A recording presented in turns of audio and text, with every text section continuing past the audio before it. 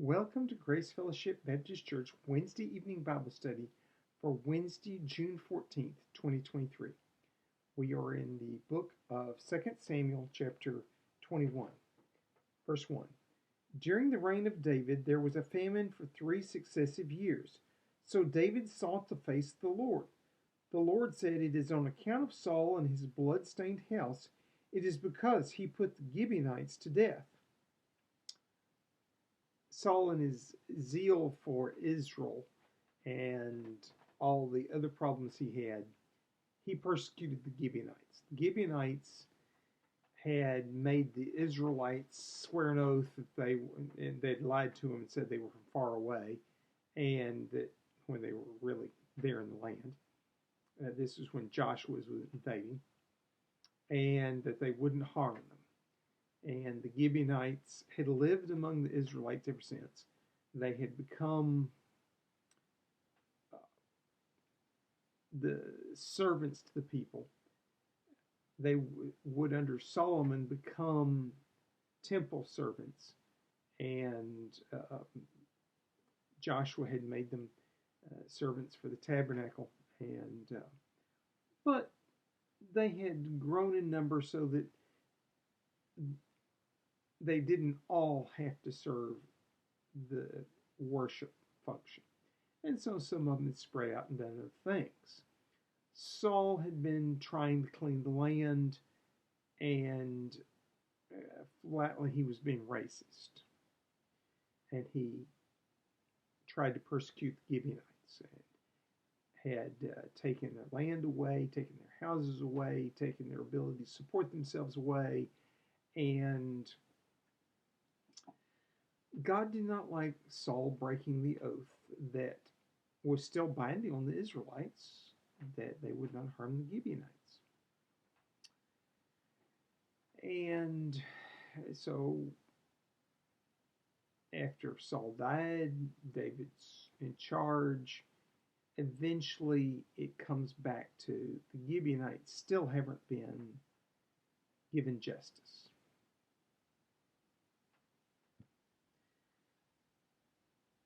Verse 2, the king summoned the Gibeonites and spoke to them. Now the Gibeonites were not part of Israel, but were survivors of the Amorites. The Israelites had sworn to spare them, but Saul in his zeal for Israel and Judah had tried to annihilate them. David asked the Gibeonites, "What shall I do for you? How shall I make amends so that you will bless the Lord's inheritance?" The Gibeonites answered him, "We have no right to demand silver or gold from Saul or his family, nor do we have the right to put anyone in Israel to death. What do you want me to do for you?" David asked. So David's, consulting with them. How do you want to make amends? David has no problem admitting that Saul made mistakes and had done some grievous things. And David's saying, "Hey, I've tried to make this up for you. I want you to bless Israel and not curse us. And the famine is severe. It's going to hurt you too," basically. David's trying to make it right, trying to heal the rift. And they're saying, "Hey, we can't really charge Saul and his family. Saul's dead, and his family really wasn't the one that did it. We can't charge him money. We really don't want to put a bunch of people to death, Saul's family or anything. Vengeance isn't our thing." And David's going, "But what can we do for you?" Verse 5, they answered the king, "As for the man who destroyed us and plotted against us so that we have been decimated and have no place anywhere in Israel, let 7 of his male descendants be given to us to be killed and exposed before the Lord at Gibeah of Saul, the Lord's chosen one." So the king said, "I will give them to you." So they then asked for what they wanted. Have 7 of his descendants given to them so that they can be killed in vengeance, and then left out, exposed to the elements as a sign of shame, and that this was dishonor. that would be a dishonor on Saul's house. And David agrees. Okay, just seven. That seven was a symbolic number, and you know, just seven. That's not going to destroy Saul's clan. You know, it's not. It's not excessive. A whole lot more Gibeonites than that had been destroyed. They're just making a symbolic show, and he's thinking that's fair. And indeed, at the end, God ends the famine, so that's God thought is fair too. And David agrees. Verse 7 The king spared Mephibosheth, son of Jonathan, the son of Saul, because of the oath before the Lord between David and Jonathan, son of Saul. So David's going to spare Mephibosheth. Uh, Mephibosheth sits at his table and eats. And, you know, he's not. Oh, the other thing I meant to mention about verse 6. The Gibeonites called Saul the Lord's chosen one. They recognized that he was chosen to be king of Israel, that he had sinned, but he was the rightful king. And they wanted to expose these 7 bodies in Gibeah of Saul, as it was known by that point in time, in Saul's hometown where he reigned, and leave them there as a shame and dishonor in the place that Saul had done the ruling from. This is a very symbolic act. It's not really an act of vengeance. It's an act of symbolic sacrifice. You know, we as 21st century Christians look at human sacrifice as and revenge killings and horror. In that day and time, revenge killings and bloodshed were fairly common, and most of the peoples around the Israelites, you know, if they lost a battle, they'd try to even up the score. Well, if we lost 20,000 people, the next year we're going to send our raiding parties in, and yeah, we'll steal stuff, but we'll try to kill 20,000 civilians. You know, that was the kind of mentality most of the peoples around Israel had. Israel had a very similar mentality. In fact, a lot of the people around Israel would be like, okay, we lost 20,000 people in battle, we'll try to kill 40,000 civilians. The Israelites tended to be that way too, but if the priest talked to them, it's like, only an eye for an eye, only one for one, you know, one death for one death. They were restricting it. The Gibeonites understood Saul had been God's chosen leader for Israel, the rightful king. They did not want to destroy that honor for him. But he had been dishonorable, and they wanted to show that and give this shaming of the family, so that the family knew that by backing Saul doing this persecution, that Saul had been wrong.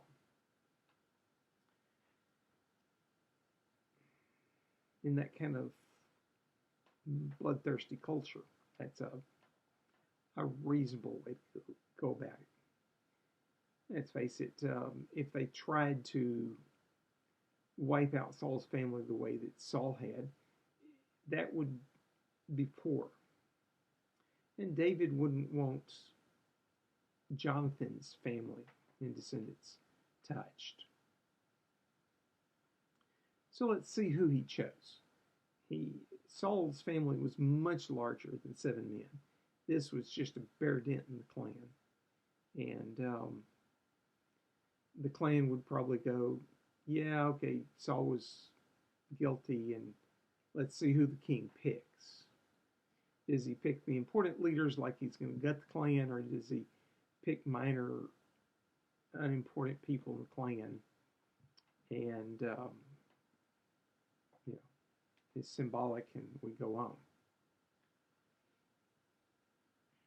Verse 8. But the king took Armoni and Mephibosheth, the two sons of Ahijah's daughter Rizpah, whom she had borne to Saul, together with the 5 sons of Saul's daughter Merab, whom she had borne to Adriel, son of Barzillai, the Mehillonathite. He handed them over to the Gibeonites, who killed and exposed them on a hill before the Lord. All 7 of them fell together. They were put to death during the first days of the harvest, just as the barley harvest was beginning. By the way, this is kind of an interesting set of people. Rizpah was Saul's concubine, so his sons were not royalty. He's picking nobodies. He didn't pick important people of the clan.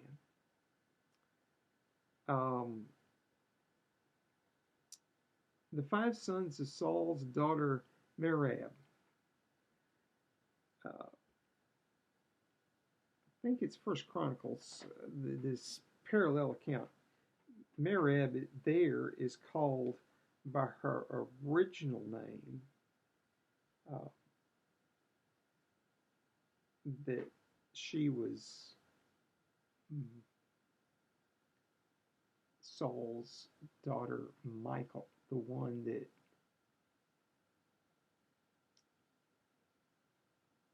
got taken away from David and married to Adel. Yeah, that guy, you know, he apparently had 5 sons with her. So David picked the sons of his ex-wife that was a returned wife that then made fun of him and he didn't have sex with again. Just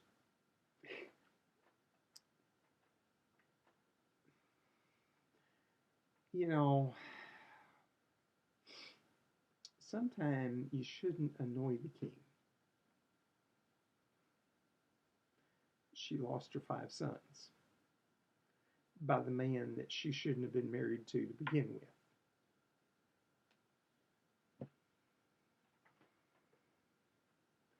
David used this somewhat as a convenient. He picked on people that were not important to anybody and were somewhat of an annoyance to him.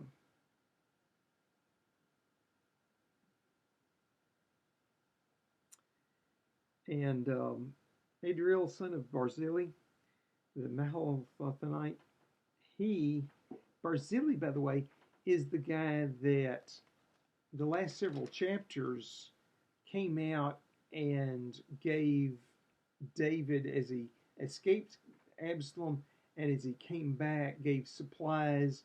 And you know, David wanted to bring him back, and he says, I'm an old man, I'm 80 years old, to have my son live with you. This same guy, it's his grandsons or great-grandsons by, you know, one of his sons having been married to his ex-wife, Michal. She got renamed.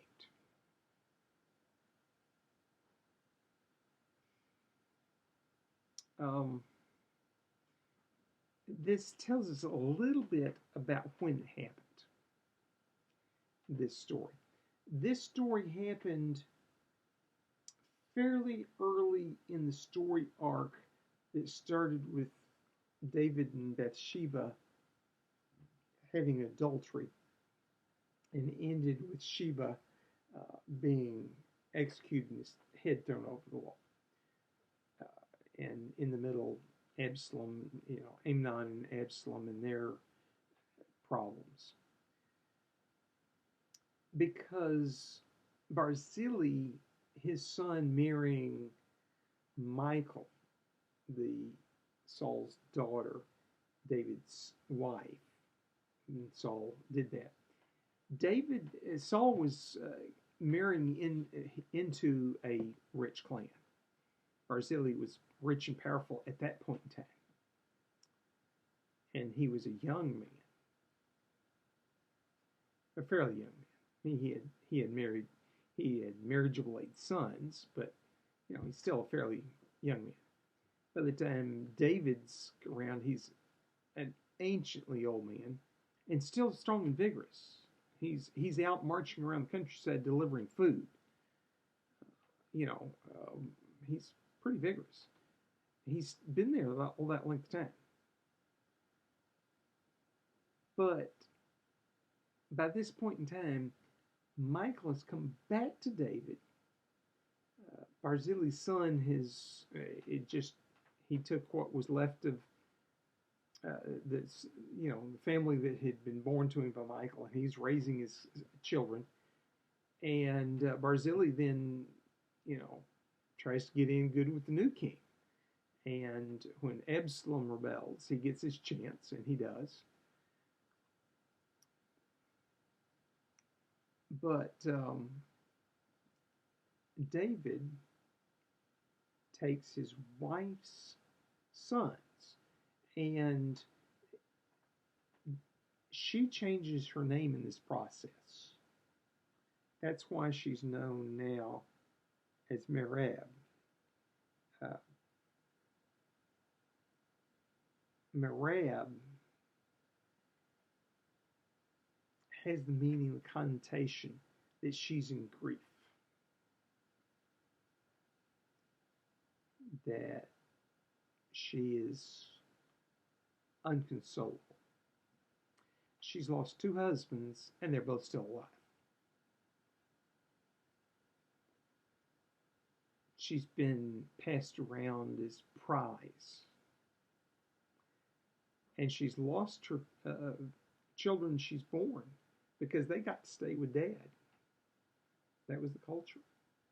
Very much like the Arab culture today, that children stay with dad, and if mom has to go, mom goes by herself.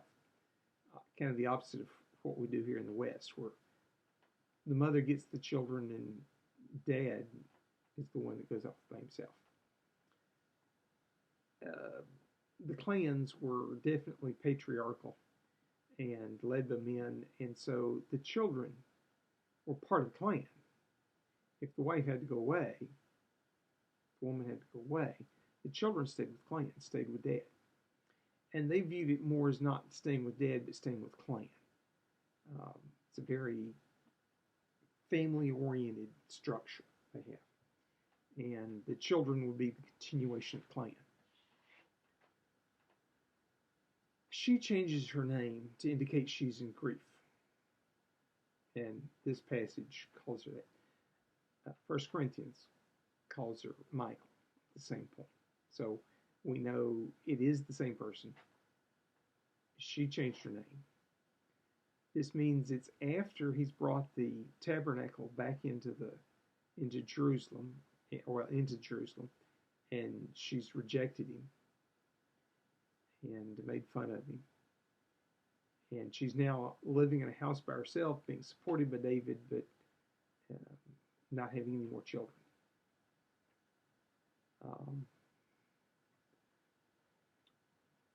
Her story is rather tragic. A daughter of Saul given as spoil to one man, and then when dad loses his mind, takes her and marries her off to somebody else without the legitimacy of a divorce, and she has children there. And then when David becomes king, when he becomes king over all of Israel, she's brought back, and her husband has to go back home without her. And then she makes the mistake of making fun of her husband, the king, and she gets locked away. Her life's kind of tragic. It doesn't end well. And this is the last we hear of her. David, when he needs descendants of Saul to let the Gibeonites kill them and dishonor the family, picks 5 of her sons. And the implication is the 5 sons. So she becomes bereft of all children. If she had any daughters, they would have been married outside the clan into somebody else, but um, to make, clan relations between 2 different clans. But uh, you know, she still wouldn't have had relations with those daughters.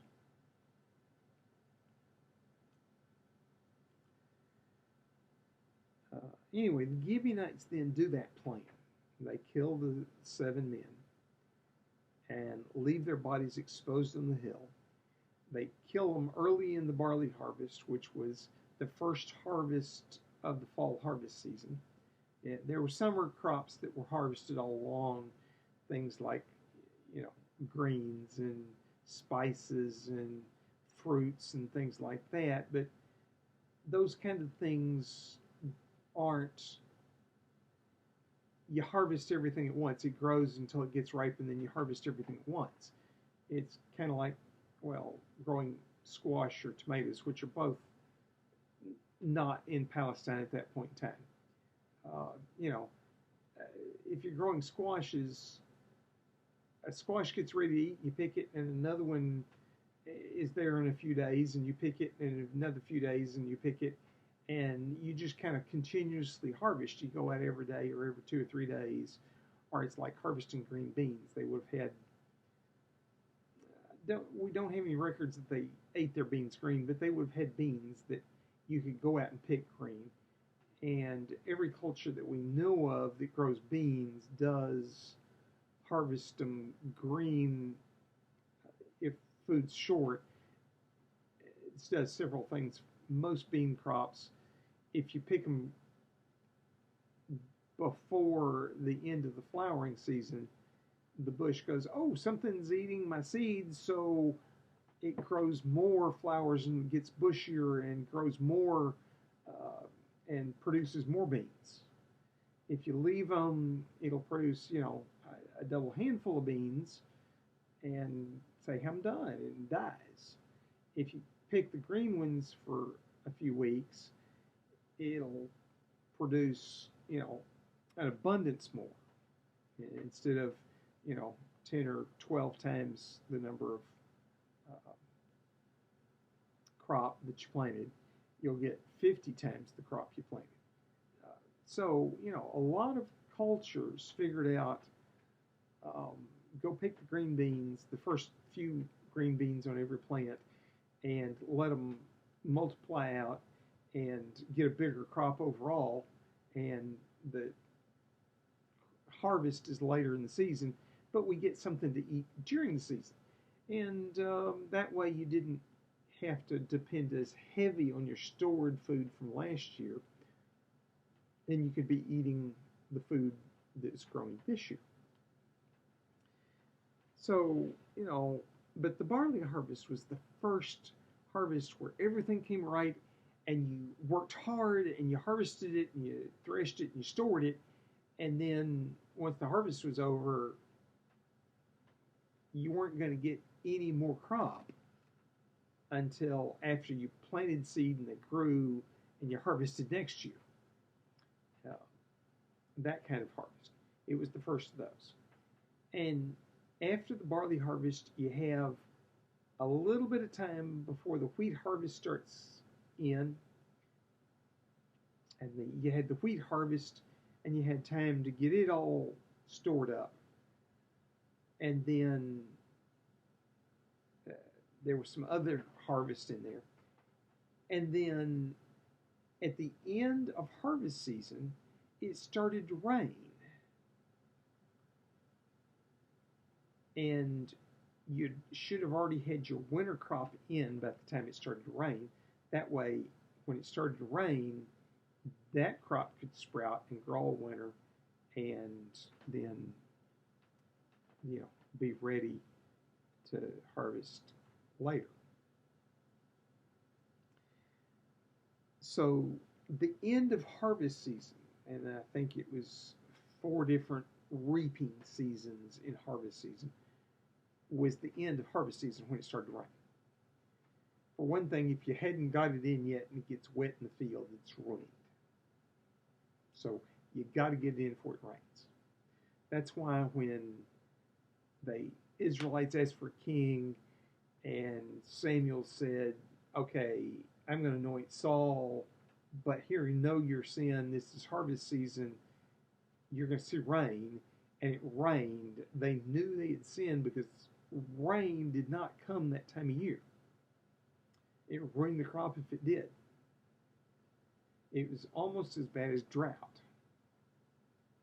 even if it didn't get the ground very wet. If it got standing grain wet, you now had wet grain instead of dry grain, and wet grain does not keep. So you had to harvest it, thresh it, and put it in something dry for the rest of the year before the rains got there.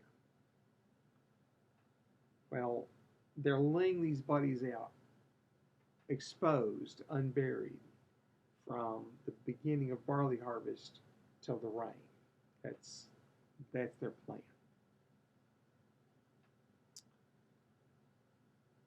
Verse 10. Rizpah, daughter of Ai, took sackcloth and spread out for herself on a rock. From the beginning of the harvest till the rain poured down from the heavens on the bodies, she did not let the birds of the air touch them by day or the wild animals by night. So she took sackcloth, the raiment that you would wear in mourning, and she was Saul's concubine, and 2 of her sons were the ones killed, so she had no family left. She was obviously a widow. Nobody had married her. She was depending upon her 2 sons to support her, and now they're dead. And so she spreads the sackcloth out on a rock, and she guards the bodies. She does not let the birds of the air or the beasts of the field desecrate the bodies, eat them, touch them. And that's a 24-hour-a-day job. And she's dwelling among these slowly decaying bodies.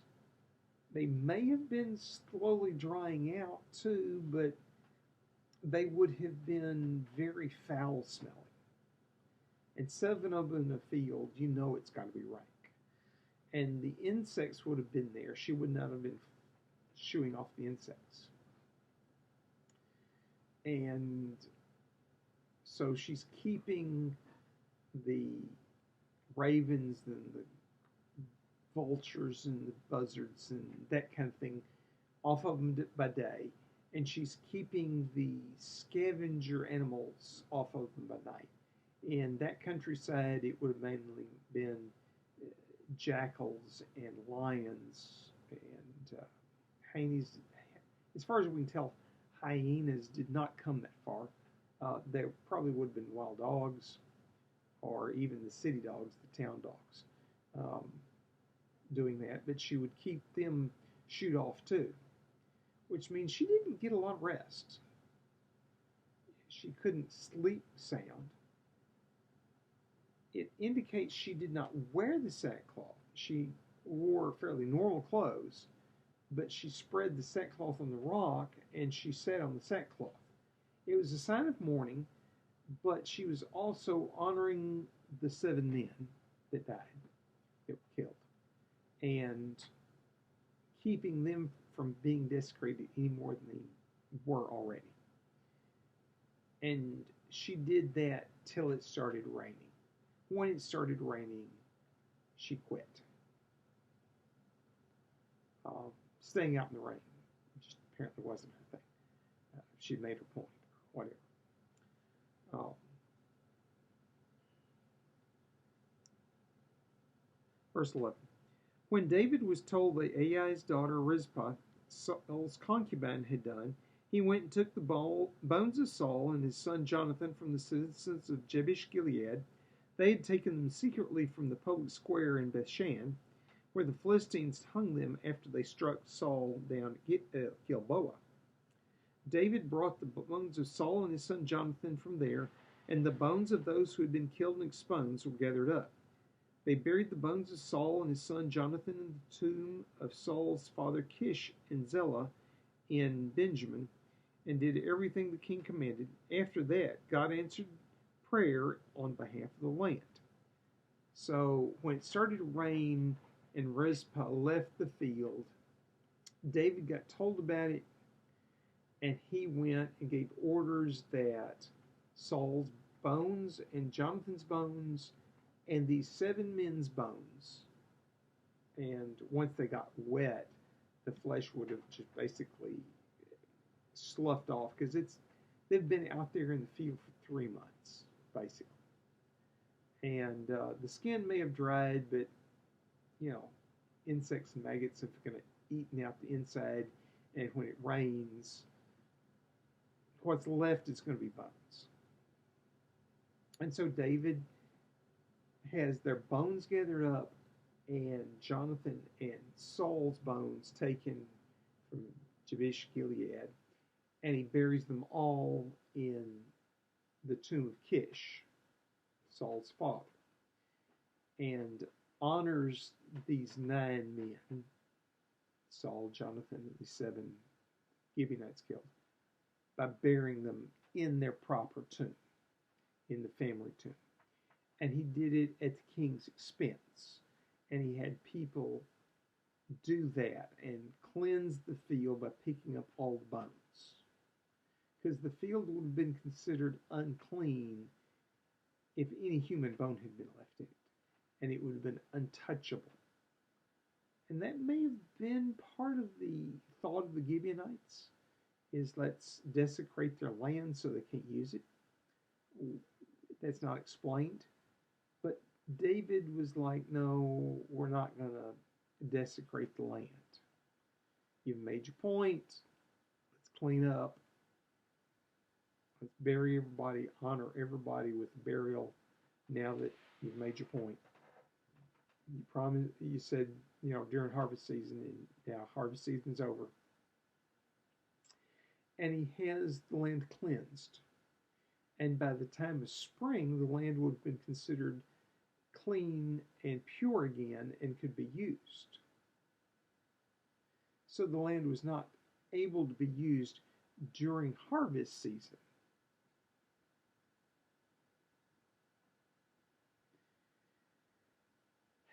And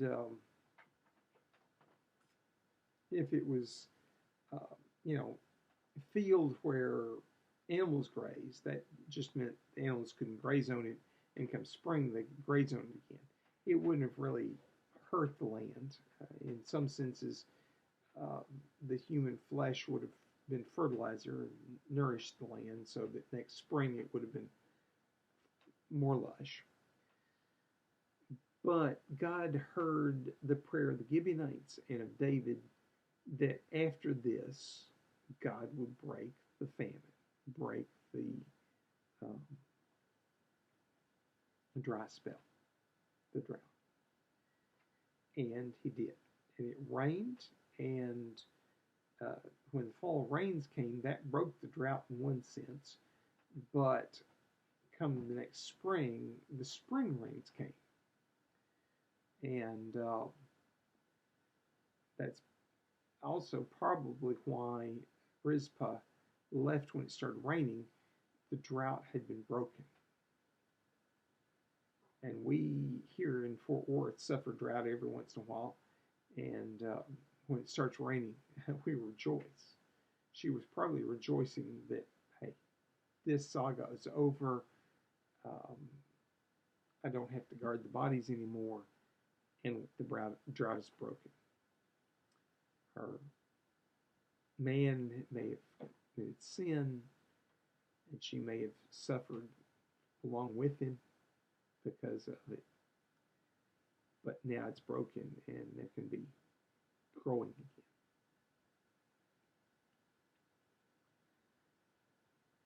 We know this was fairly early in the process. This is not after Sheba rebelled. After Sheba rebelled, killing some of Saul's clan would have been bad politics. It was not bad politics. In fact, Barzillai later supports David, even though it's his grandsons that died. So interesting politics, the way that goes on. And you see clan politics working there. Because Barzillai does not hold it against a king for acting like a king and being like a king, because he realizes he needs the king's favor. And he may have been trying to get in with the previous king. He's still trying to get in with the current king. He's a shrewd maneuver. Verse 15. Once again there was a battle between the Philistines and Israel. David went down with his men to fight against the Philistines, and he became exhausted. And Ishbi Benob, Ishbi Benob, one of the descendants of Rapha, whose bronze spearhead weighed 300 shekels, and who was armed with a new sword, said he would kill David. But Abashi, son of Zeruiah, came to David's rescue. He struck the Philistine down and killed him. Then David's men swore to him, saying, "Never again will you go out with us to battle, so that the lamp of Israel will not be extinguished." So we know this happened decently late. He had been getting where he was not going to battle as much. He's dealing with statecraft. He's doing other things that kings have to do. And he's sending Joab and Abashi, the generals, out to fight the wars, and they're succeeding. But the Philistines are his personal enemy. They're prominent in his story. Let's face it, the Philistines were the ones that had tormented Judah, and he had been insulted by the Philistines multiple times. He had done a lot of damage to the Philistines multiple times, but this time, and they've come to attack Israel again. They're trying to get their glory back, and David's going to defend the country. And so this Ishbi Benob, by the way, that's not even a Hebrew name. That's a Philistine name. So it's even harder to pronounce. And the appearance is, from the Hebrew text, they've just transliterated his name into Hebrew, and it's funny for them to pronounce too. But anyway, he was apparently a big man. This bronze spearhead weighed 7.5 pounds roughly. It's a big spearhead. Spearheads normally weren't huge. It's axe size, not just what we would consider a normal axe. It's a battle axe size, and he's got on a big shaft to be able to stab people from a long way with it. He's a big man if he's swinging 7.5 pounds out at probably 10 feet away, stabbing things with it. And David's getting tired in battle, and this giant of a guy says, "Hey, I see a chance to kill the king. He's going to win the battle," and goes to attack David. But Abashi defends David and kills him.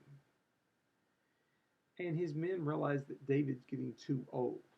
Let's face it, war is a young man's game. You get to a certain age and you just shouldn't be on the battlefield anymore. And David's reached that age. And his men say, "You're not going to go into battle anymore. You're too valuable as king. We have other people that are good warriors. Younger men are taking over your role. Don't go into battle." And so this is apparently after Absalom. They didn't let him go into battle because if anybody killed him, the battle was over. Here, they're going, you're not fighting correctly anymore. You're getting too old. You can't do it anymore. Verse 18. In the course of time, there was another battle with the Philistines at Gob. At that time, Sibekah, the Hushathite, killed Saph, one of the descendants of Rapha. In another battle with the Philistines at Gob, Elhanan, son of Jairah, the Bethlehemite, killed Goliath Gittite, who had a spear with a shaft like a weaver's rod. In another battle which took place at Gath, there was a huge man with 6 fingers on each hand and 6 toes on each foot, 24 in all. He also was descended from Rapha. When he taunted Israel, Jonathan, son of Shimei, David's brother, killed him. These 4 were descendants of Rapha and Gath, and they fell at the hands of David and his men. So this little vignette tells about some of the giants, the descendants of Rapha, that were in among the Philistines of Gath, and that David and his men killed. This one, by the way, that's in 2 Samuel here is called Goliath Gittite. 2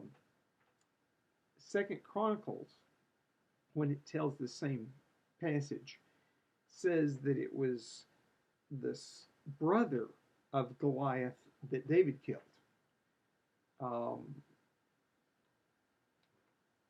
That makes sense. That somehow in recording it, they just failed to record all the details. And if you read 2 Chronicles, which was written from a different viewpoint, when we get to that, we'll talk about why the difference of viewpoint. But Samuel's trying to tell the political history, and so in this, the political history involved what mighty warriors from the other side would kill. And so they're talking about these 4 giants that got killed when the Philistines came and attacked, and where they were killed and who they were killed by. And these men that did that are all some of David's mighty men, which we'll get to in a couple of chapters. And, killing a giant in battle, hand to hand, that's so much bigger than you, that'll be something that people will remember you for. And apparently, Goliath of Gath, his family was big people. He was particularly big, but his brother was big, had a spear the same dimensions. The other possibility that here is his family named somebody else Goliath that was a big man after Goliath that David killed was named. Or it was a somewhat common name in their clan or something. It could be another Goliath. We know so little bit Philistine culture that, but it's fairly common if you have a big warrior, people are going to name, we get that here. I mean, you get somebody that gets famous and suddenly kids and that has an unusual name. Suddenly kids get named after that. People that like that person.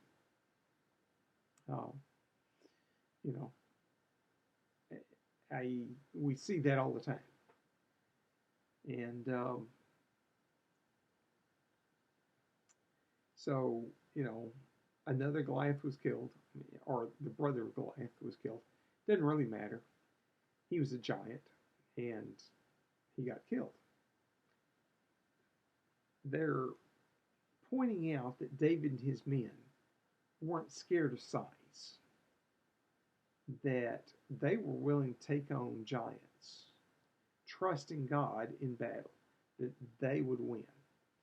And very often they did. And giants coming out to battle and getting killed. And David wasn't the only giant killer, giant slayer.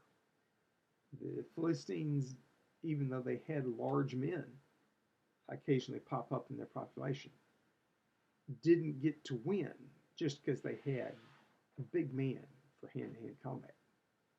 That David's men got in the habit of killing giants.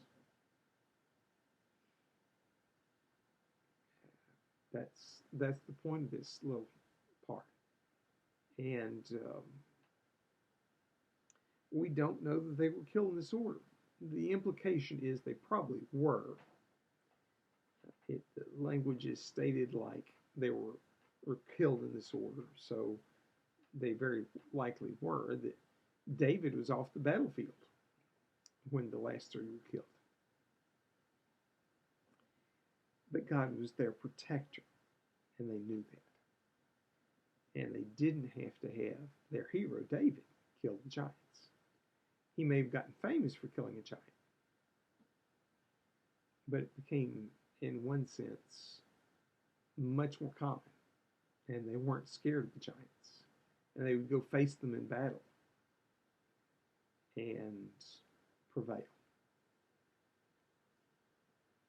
Holy Father, help us to understand that you are our protector. That even when the world is against us, that you are for us. That if we put our faith and trust in you, you will protect us. We know enough now to know that some of the protection you give us sometimes is to take us out of this sinful, fallen, broken world and bring us home to you.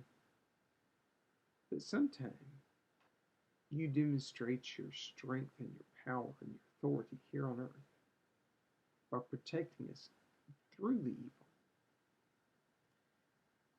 And Lord, particularly when we're doing your work, like these soldiers were protecting the people you said protect, you will protect and you will guide us. The world is not safe, but we're safe when we're depending upon you and trusting you and obeying you.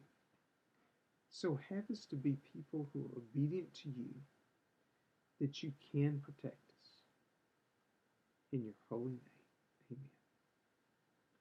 I am your host, Frank Reich, Associate Pastor of Family and Ministry at Grace Fellowship Baptist Church. And this has been the Wednesday evening Bible study for Wednesday, June 14th, 2023. Today is Saturday, June 10th, 2023. And I hope to see you in worship tomorrow. And if you're going to participate in Vacation Bible School, I definitely want you at the safety meeting tomorrow. And let's review the safety rules we have for VBS and remember them again so that we can put them into place in a little over a week. We have a little over a week before we start VBS. Be praying diligently for Vacation Bible School, for the children, for safety, for good weather, for fun, for good spiritual development, that children will learn Scripture and it will stay with them lifelong. Pray that they will come to know Him as Lord and Savior. That we will have a very successful with lots of children and lots of fun. We will meet Wednesday the 14th. We will not meet Wednesday the 21st. That'll be the middle of the Vacation Bible School. And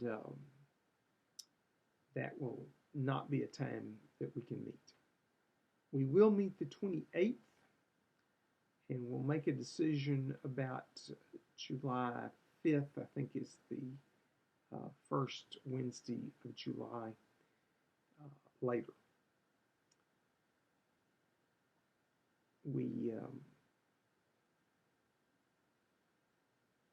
Frankie and I are planning another camping trip, and when it gets set exactly when we'll do it, we will be missing a week then.